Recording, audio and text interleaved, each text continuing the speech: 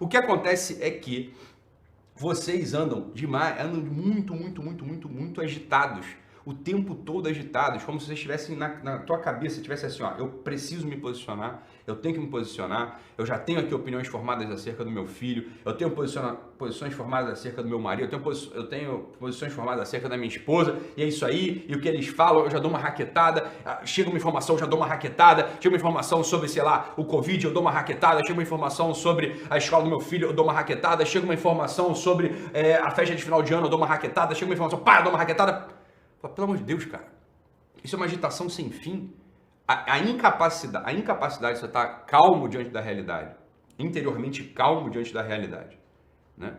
Percebendo as coisas, acomodando elas no teu peito e aí sim devolvendo, se você for chamado a devolver, que a maior parte das vezes você não está chamado a porra nenhuma. A maior parte das vezes você está chamado a fazer nada, você não tem que se posicionar sobre a maior parte das coisas, você não tem posicionamento. Eu não tenho posicionamento.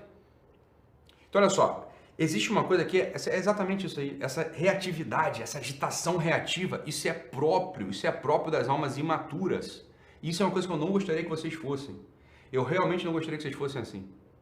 Esse é um pedido que o Doc está fazendo para vocês, um pedido que eu preciso... Por que eu preciso disso? Olha, a maior parte do mundo vai ser assim mesmo. Ocorre que eu não falo para a maior parte do mundo. Eu falo para uma minoria, eu falo para uma pequena elite que está aqui há muito tempo, está aqui todo dia, querendo mais formação do ponto de vista afetivo, físico, intelectual, espiritual, etc. Né? Então, é para vocês que eu estou falando. A maior parte do mundo vai ser esse tipo de bicho. O bicho é reativo. O bicho ele tem uma posição tomada diante da realidade, dada pelo seu instinto. Isso é o que o bicho faz. A maior parte de vocês, infelizmente, eu não falo isso com gozo, não falo isso com alegria, eu falo isso, olha, com uma preocupação. A maior parte de vocês está vivendo assim, você reage, né? Por exemplo, né? Imagina só que você é evangélico, ok? Você é evangélico, imagina só, tá?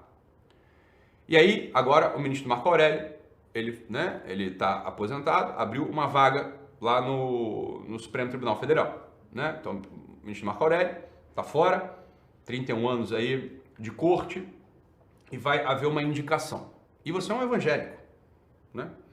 E aí você ouve falar assim, ó, né? Você ouve lá o pessoal lá de cima de Brasília falando, agora vamos ter que indicar um evangélico para ocupar a vaga do Supremo Tribunal Federal. Seria muito triste que você sendo profundamente evangélico, imagina só que você vai ao culto mesmo, você é sério, você é um evangélico sério, você, né, faz estudos sobre as Sagradas Escrituras sempre, você medita sobre a Sagrada Escritura, e você vai ao culto, e você tem o seu círculo, talvez, e você leva muito a sério isso tudo, você, né, você ama Jesus Cristo, e tá tudo certo, né? Então você é um evangélico. Mas seria muito triste que você, por uma reatividade pouco refletida, né, você fala assim, é isso aí, tem que ser um ministro evangélico. Eu falo, peraí. Como assim tem que ser um ministro evangélico? Do que você está falando? Né? O que você está falando? Como assim tem que ser um ministro evangélico? Olha, vamos lá. O sujeito é um ministro, né? O sujeito é um ministro do Supremo Tribunal Federal. Existe uma série de competências necessárias para que ele possa desenvolver aquela função dele, né, do modo excelente. O fato de um sujeito ser um grande pastor, um sujeito que tem um grande conhecimento da Sagrada Escritura, um sujeito que seja, sei lá, ou então um protestante, por assim dizer, apologeta, que tenha fundado igrejas, tenha feito missões na África, um sujeito tenha... Vamos lá. Em que isso o habilita a ser ministro do Supremo Tribunal Federal? Uma coisa não tem nada a ver com a outra. Nada a ver com a outra. É óbvio que você, né, você vai querer uma pessoa que tenha valores, ele tenha princípios, tenha valores, né? Mas o que tem a ver uma coisa com a outra? O que tem a ver o sujeito ser evangélico? E porque ele é profundamente evangélico, ele é terrivelmente evangélico, sei lá, né? Ele agora está habilitado a uma posição no Supremo Tribunal Federal. Mas o que tem a ver uma coisa com a outra? Eu estou falando isso para o evangélico. Supondo que você seja profundamente evangélico, profundamente cristão, não tem nada a ver uma coisa com a outra, né? Só que é óbvio, você está muito reativo. Você é um bicho que não reflete mais. Esse é o princípio da burrice. Você se torna burro. Você vai se tornar burro. Você se torna uma massa burra. Você perde um pouco do princípio da humanidade ali. Eu preciso saber distinguir as coisas. Não é porque eu sou evangélico, imagina só, eu sou evangélico, profundamente evangélico, vou ao culto, como eu disse, faço tudo, papapá. Então é isso aí, tem que ter um evangélico lá. Olha, meu filho, bem, assim, né? Não, né? Não. Você precisa de alguém com um profundo saber jurídico. Alguém estável, né? Uma pessoa que seja imparcial, verdadeiramente imparcial. Uma pessoa que tenha também uma capacidade de articulação política monstruosa. Uma pessoa que tenha uma preocupação de fato com a lei. Né? Uma pessoa que conheça direito natural profundo e por aí vai. Né?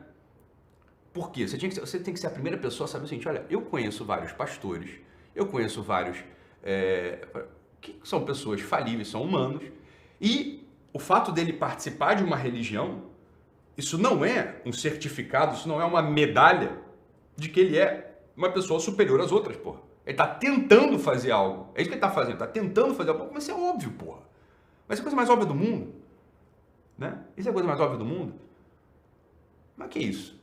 Né? Ah, não, alguém profundamente católico.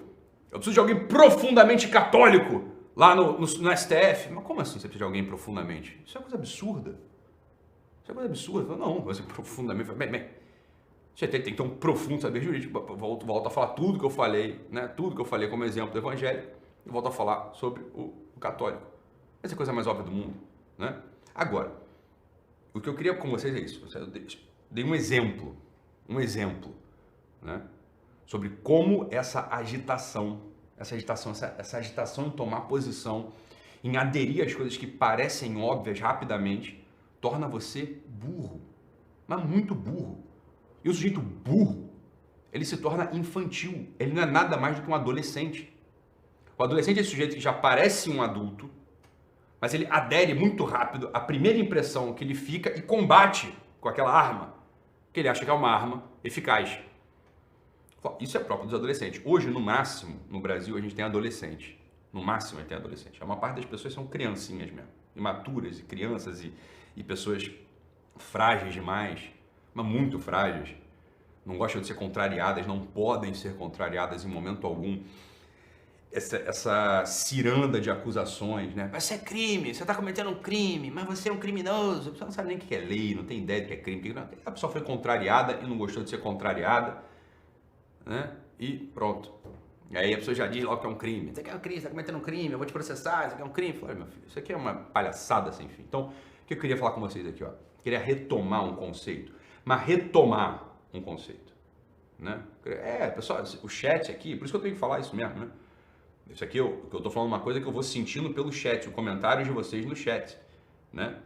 Aqui, ó, uma galera aqui, tá, a maior parte, graças a Deus, a maior parte do meu público realmente é um público, enfim, decente, formado e que quer melhorar. Então, a maior parte de vocês faz comentários adequados, né, no chat.